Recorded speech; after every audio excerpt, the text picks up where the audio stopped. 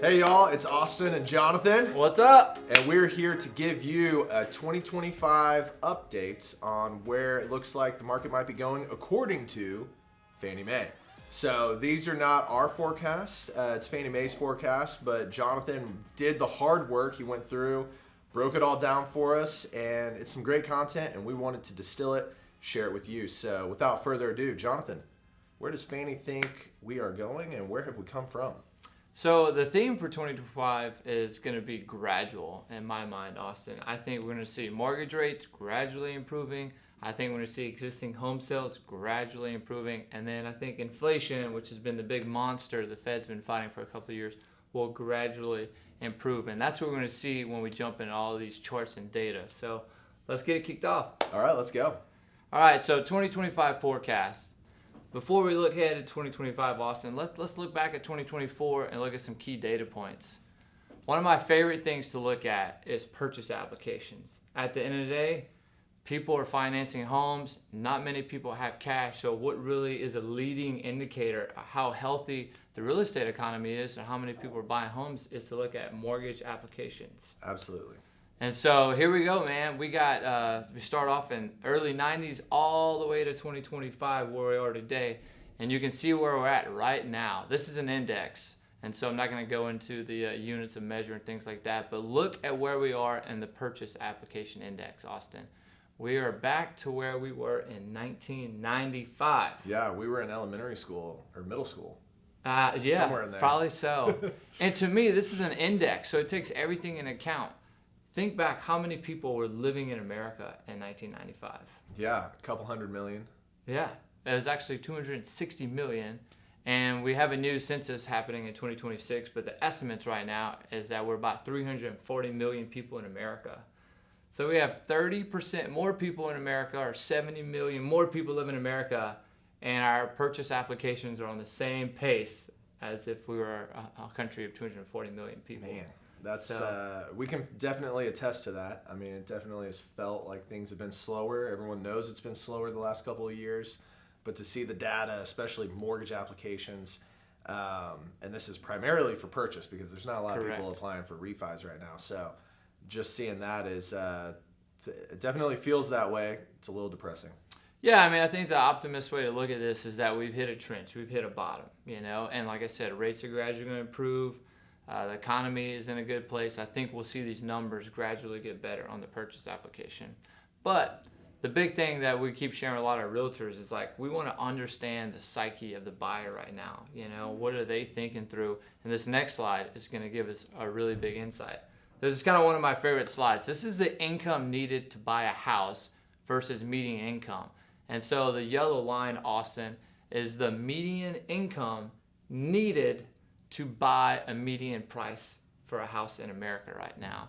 Okay. And so you need to be making $109,564,000 as a household to afford the median price home in America, which the median price home in America right now is between $390,000 and $400,000. It changes every month. Mm-hmm. But you have to be making that much to afford a house. And then the blue line is what is the actual median household income of every household in America right now? Well, it's only $83,431,000. Yeah, that's an unfortunate gap. So there's a lot of people that might be willing to buy a house, but they literally cannot afford to even qualify for one because of where their household income is and the household income needed to buy a house. Right. And we're hearing that as well, especially first-time home buyers on the lower end of the purchase price spectrum that, hey, what I'm looking for, what I'm qualified for, I can't find anything close to that price range that I would be willing to buy. The stuff that they want to buy requires more income that they just frankly don't have. So we're seeing that on a micro level, seeing it on a national level proves out. Yeah, so as a country, as an industry, how do we close that gap, right? Are home prices going to get a little better? Are rates going to get a little better? Are people going to start making more money? All of those could close the gap and provide a solution to the affordability issue. Right, and we've heard the national builders have been talking about the cost of home construction. So much of that, major part of that is government regulation. Yeah. And so that's something, obviously, we've got a new presidential administration in the White House, and they're talking about deregulation the reason deregulation for the housing industry actually matters for home affordability is because what the builders are saying is that it's 25 to 35% of cut some costs the out. cost of the house is because of the regulation. So yeah, if they can, obviously no one's, saying that they should completely deregulate. Regulations to some extent are good, but we need to deregulate a good bit, and that could be a big part of what moves that needle. Yeah. So this other chart is a kind of same story, just different way to look at it. This is kind of the gap between income needed to buy a home and annual income. And you can see that the household income versus the housing expense that most people have right now is at 40%. And so what I tell people, this is gross income. So average family right now, or the median family right now, the median income has a 40% of all their housing expense, of all their income, 40% of it's going towards their housing expense. And the last time that happened was 2008. And so it's a little alarming to see that up there. If you're savvy with mortgage speak, this is something we refer to as the debt to income ratio. Yep. And so when we're talking about debt to income ratios, Jonathan, there's always a top and a bottom ratio, right? The top is the housing ratio. The bottom is other liabilities. All the other liabilities on top of the housing. And so there's usually a lower percentage and then a higher percentage. When we're pre-qualifying people, we're typically trying to keep them all in debt less than 43%.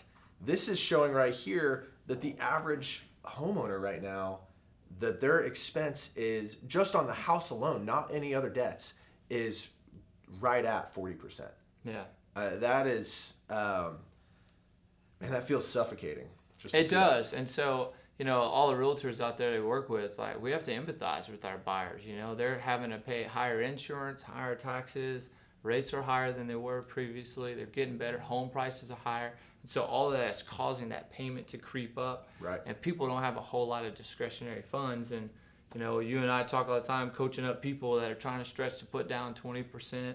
And we're like, hey, why don't we get you in a better cash flow situation and maybe pay off the car? Absolutely. Put down a little bit less on the mortgage, and that helps improve their overall situation. Yeah. If you're looking to buy a house or you're a realtor and you've got clients that are looking to buy a house, a major factor is what you just said, and that is looking at the entire debt picture. If there's an opportunity for debt consolidation, that can be game-changing for someone when it comes to the house that they're buying. Yeah. So let's move on to the next one. This one's been in the headlines last couple of weeks. Everyone's seen it. 2024 has been capped, and now we're looking back at what actually happened. And you can see in this chart the existing home sales in the U.S. overall, the whole single-family market hit only 4.04 million units, which back to that 1995, that's kind of the last time we had that low volume of homes sold. And, Austin and I, our business, we're retail. A lot of realtors, we work with the retail. And so pretty much 95% of our business, like a lot of realtors, is all existing home sales. New construction, you can only build a house so far, and there's only so much land that new construction doesn't make up that much of the overall housing market. It's the resale market that drives the industry. Mm-hmm. And look at how much the resale market struggled. We sold less houses in 24 than we did in 2023, and I would have never thought that was going to happen. No, me neither. But it also proves the point that you were showing in, I think, the first slide, that application is a great leading indicator for where sales are obviously going to go. And so we got to look all the way back to the exact same year, 1995, to find a year where there were less homes sold. And this is the exact same year that correlated with our application data. Yeah, so, and you can look at 08, which was like the great financial crash, the great financial crisis. We sold less homes in 2024 than we did in the middle of a real estate crash. Good job, guys. Yeah, so it's just that Goldilocks effect. People have low rates. No one wants to sell. No one's moving. But eventually, Austin, life happens, right? People are having children. People are getting job promotions. I had a client, funny story, they had a third kid. He can't even work from home anymore, so he had to go lease an office. And he's like, what am I doing leasing an office? Like, we need to get a bigger house. And so people are getting married. People are having children. Families are being formed. People are eventually going to have to move forward. And so I think in 2025, we're going up from here. Let's hope so. All right, let's move to the next slide, Austin. This next chart shows the median age of a home buyer right now in our country as of 2024. If I would have told you this number is 49, I don't know if you would have ever guessed it.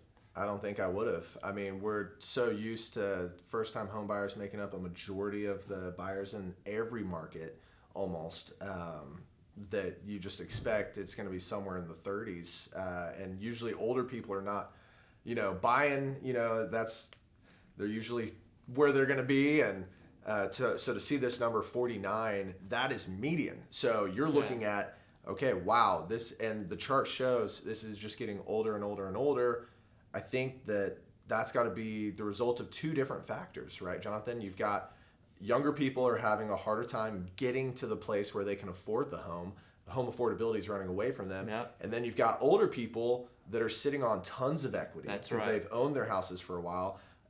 They've been invested in the market. The market has done phenomenal over the last few years. So they've got a lot more liquidity, a lot more equity. And so we're seeing maybe some grandparents moving and buying. I know it's true in my neighborhood where the number one demographic that has been moving into my neighborhood has been grandparents buying houses, moving in to be closer to their grandkids. Yeah, I think, back to what you said, that equity, 49-year-olds buying a house usually have a lot of equity from a departing residence, and we're seeing big down payments, and that's a way to handle the payments and handle that affordability issue, handle rates that are relatively higher than they were in the previous years. And so that's why the median age is 49. So next chart, the Fed. Everybody knows that the Fed rose rates and they're fighting inflation, and then the Fed paused for 8, 9, or 10 months, and everybody's waiting for this big Fed rate cut, and we're going into September, going into a presidential election. Everybody's like, mortgage rates are going to improve. It looks like the Fed's going to cut rates. Well, in September, we got a Fed rate cut, and then in November, we got a Fed rate cut. And what happened to mortgage rates, Austin? Man, they went in the opposite direction. And nobody projected that. Yeah, no one saw that coming. And the essential answer is the market dictates mortgage rates. What's happening with mortgage-backed securities, what's happening in the bond market, the U.S. 10-year Treasury yield.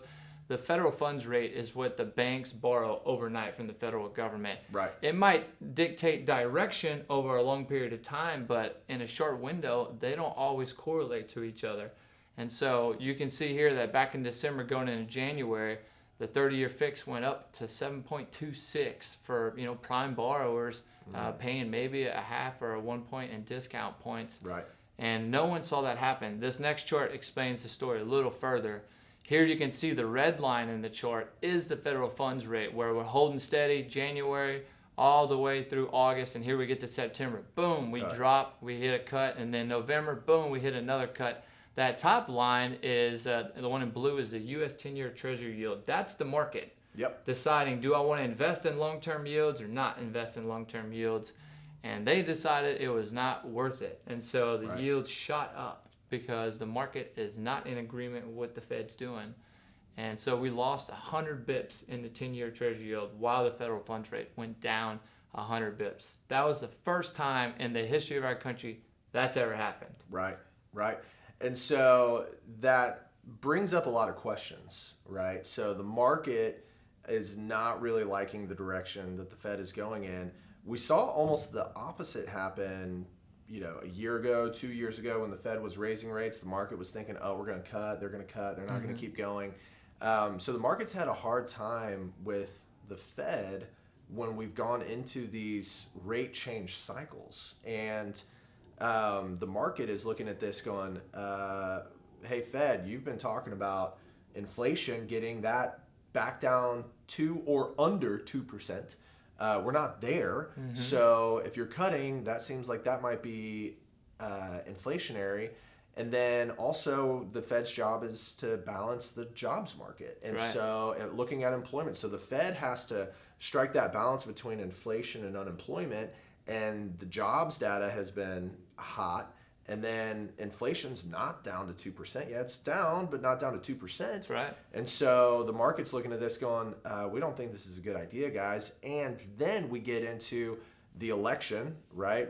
In November, President Trump wins the election, and the fear from the market is that some of his policies could be inflationary. And so the market is moving in a different direction from the Fed. Curious, so why is the Fed continuing to cut when the market is looking at things going in the other direction, Jonathan?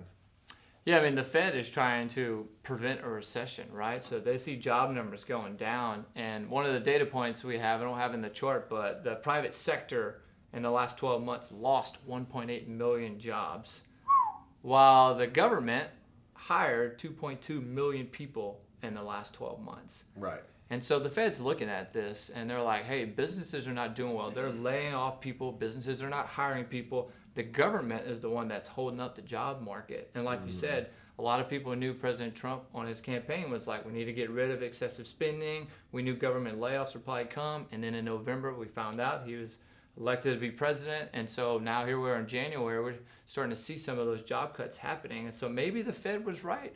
Yeah. in their cuts, and the market just got a little skittish. And so, but this is just a really telling story of that. What the Fed does is not always what the market does. All right.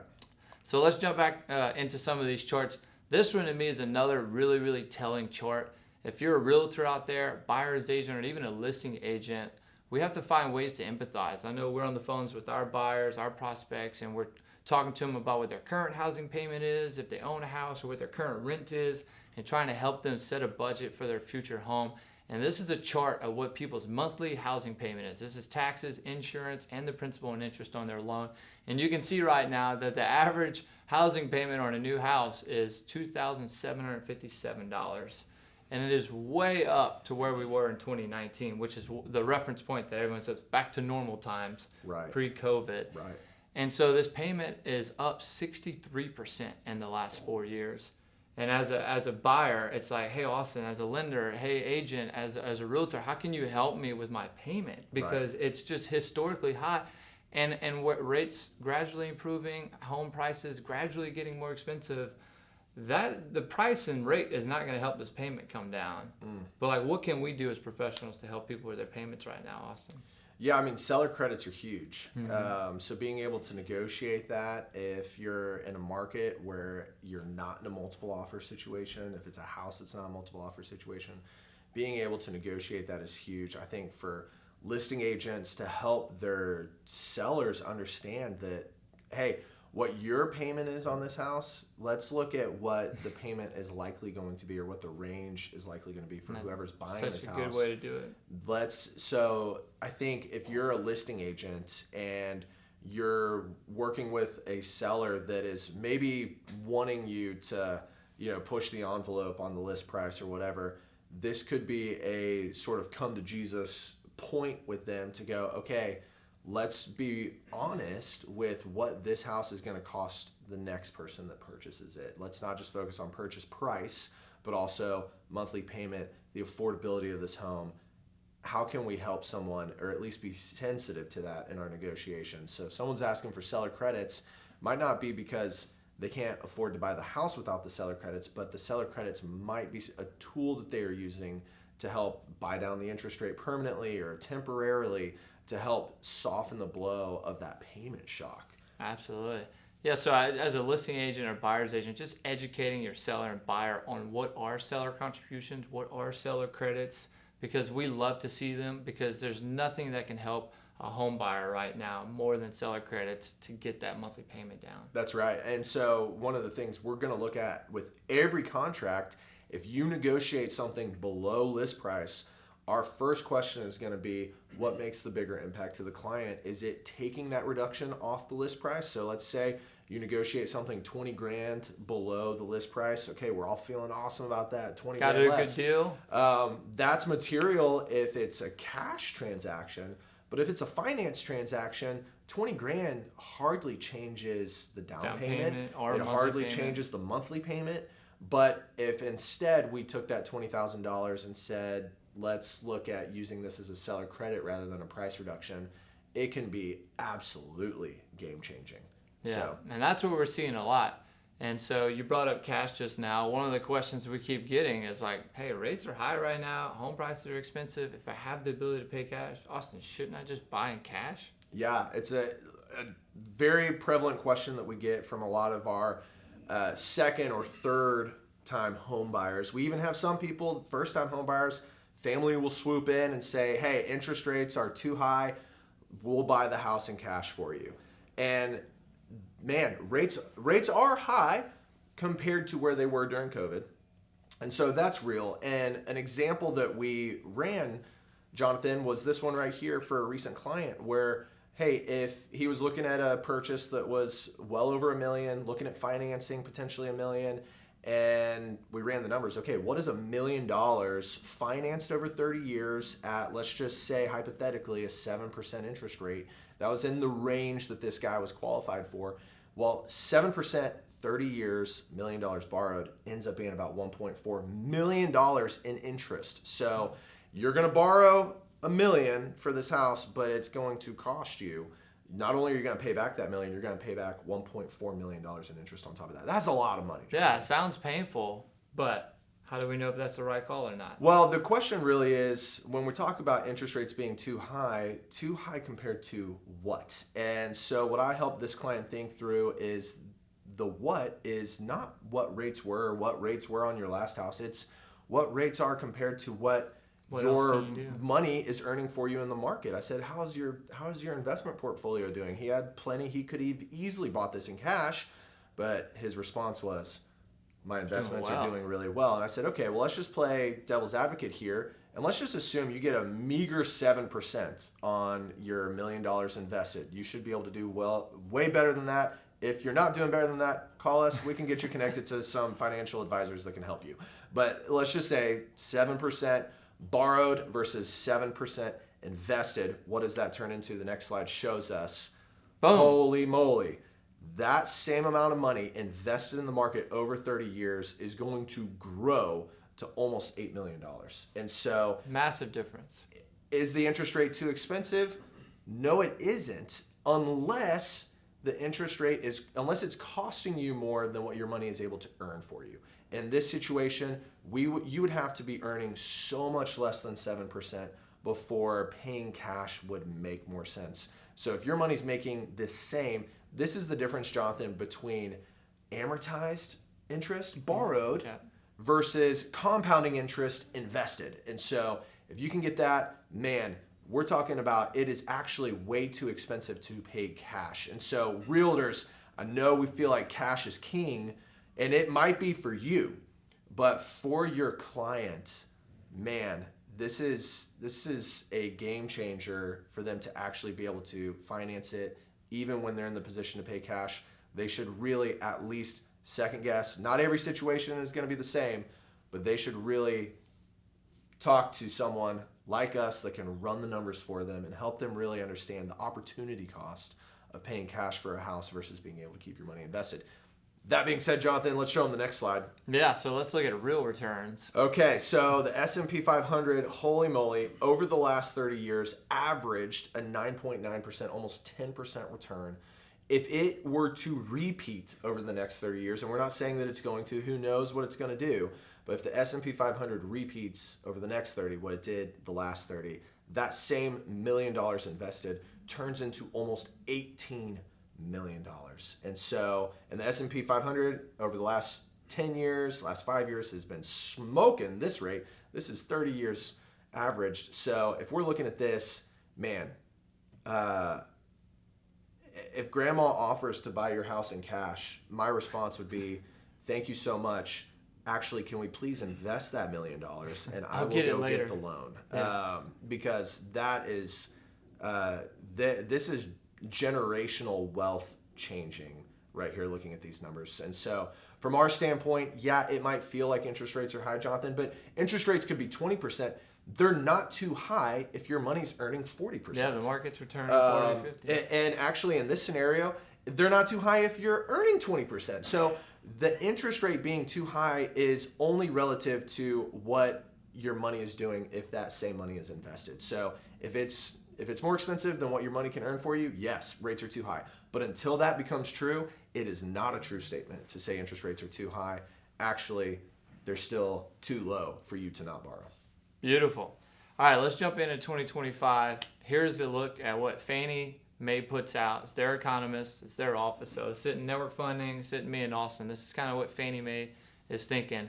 Their big theme is mortgage rates remain a headwind to home sales while slower home price growth is expected.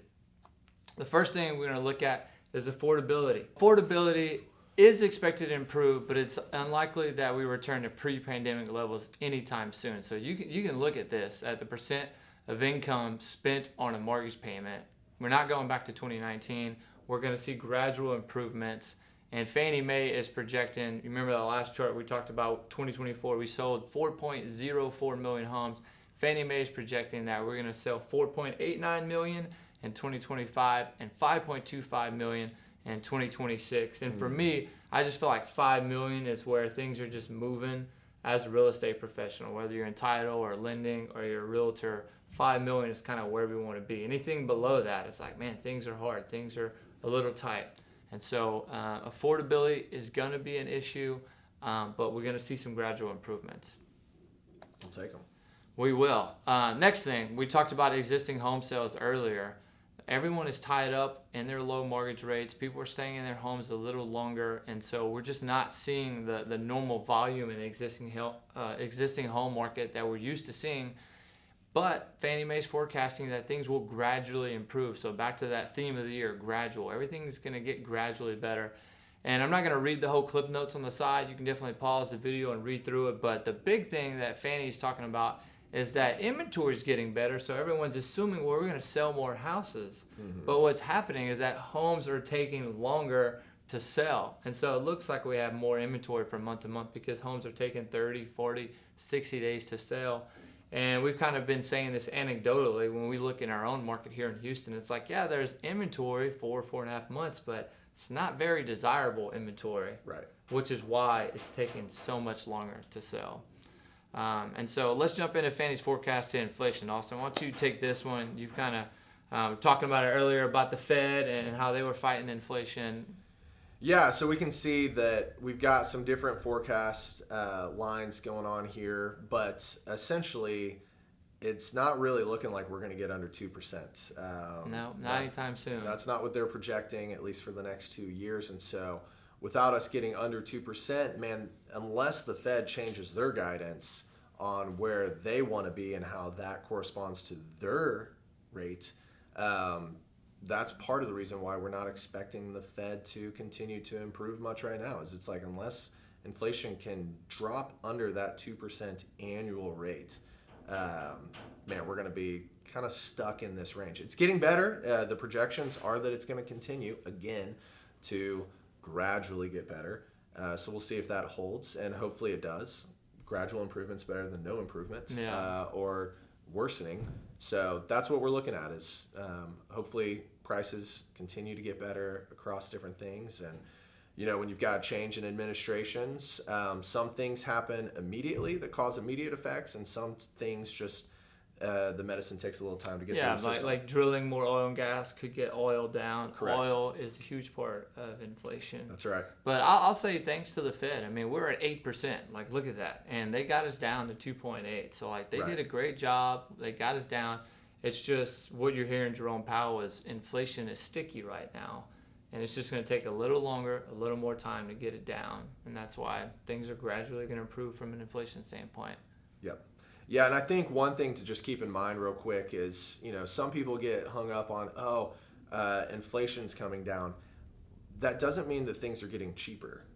It means that the rate at which they're getting expensive has slowed down. Year over year. The projection is still that prices are going to continue to get worse on everything.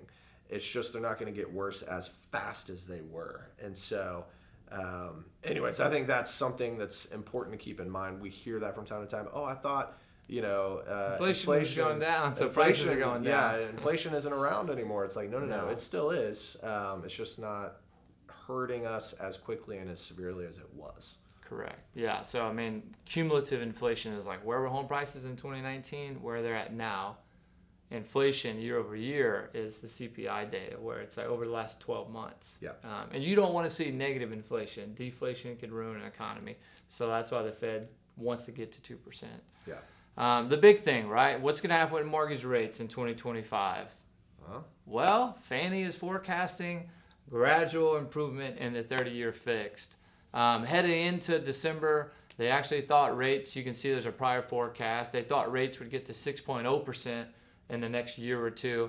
And then just with the latest job data and, you know, presidential election, tariffs, all that kind of stuff, Fannie's trying to forecast where they think it's going to end up. So the current forecast they released this past week in late January is that rates might end the year in 25 at 6.5 and maybe 6.25 in 2026. Right. So Austin, if I'm a buyer and I'm just like, well, I'm waiting until rates get better, what would you say to me? You might be waiting a very long time. I think waiting for rates to improve, frankly, is somewhat of a fool's errand. That is not what anyone should be basing their home buying decision off of. It should be based off of, can you afford to buy the house that you need to or want to buy right now? And then if that is the case, do it. And like people have said ad nauseum for the last few years, you know, date the rate, marry the house, meaning that if rates come down, you can refi. Well, I like to flip that script a little bit and go, if you buy now and rates never improve, are you okay? Like, you're going to be glad that you bought now rather than a year from now. If rates don't improve, then the cost of the house has run away from you. Interest rates are the same, worse, only negligibly better. You're not doing yourself any favors from a theoretical standpoint. Individual cases are absolutely going to vary. But as a general rule, you should not be waiting for rates to come down. Jonathan, what would it take for rates to come down to where they were in the pandemic? Something no one wants to see. I mean, it would take another pandemic, a war, a really, really bad recession where as a realtor, you're like, oh, that'd be great. I get lower rates for my buyers. Well, guess what? Your buyer doesn't have a job. You know, you might see foreclosures and your seller, you know, might go into foreclosure. And so to see 3% mortgage rates, like, I don't want to see that. I don't want to see what it's going to take to get there. Right. And so the most optimistic and best outlook is that our economy remains strong, meaning people get jobs, people get promotions, they relocate, they get bonuses. All these things trigger people to get married, to have kids, to move, which helps us as real estate professionals sell real estate and help people purchase real estate. And so we want to see a good economy, which means mortgage rates will slowly go down in a good economy. And a really bad economy is where they'll improve a lot faster, but then we're not going to sell as many homes because no one is employed. Yeah, and we've seen it just in a microcosm when rates do get down into that mid-6 range with buy downs, with your interest rate, seller credits, you can get down and start touching the high 4s, low 5s if you want to pay a premium to get there. And that is where, at least from my personal experience, our branch's experience, when we see rates get down into that mid to low 6 range, that's where we see things really start to heat up. And so even just saying, okay, yeah, it doesn't look great. I'd love to see rates go from, 7 or close to 7 down to 5 or close to 4. It doesn't need to get there for things to feel a lot better as a real estate professional. Yeah. So that's the rate forecast from Fannie and Freddie on next year. Now, what does the existing home sales forecast look like from Fannie Mae standpoint? We still are going to have an affordability issue. There's still a little bit of that lock-in effect, but with mortgage rates gradually improving, and I think people just realizing this is how it is now. We're not going back to 2019. I think you'll see demand stay strong, and I think you'll see a little bit more inventory come in the market. So we should see the resale market start to get better and start to move back to that 5 million target, which I feel like is the sweet spot, where we're not in a crazy market like you see in 21 and we're selling 6.5 million homes. Right. There's like 80 offers on houses. I think 5 million is where we want to be as a country, as an economy, and so it looks like we're gradually working our way back up there next year in 2026. Yeah, and so this is good news.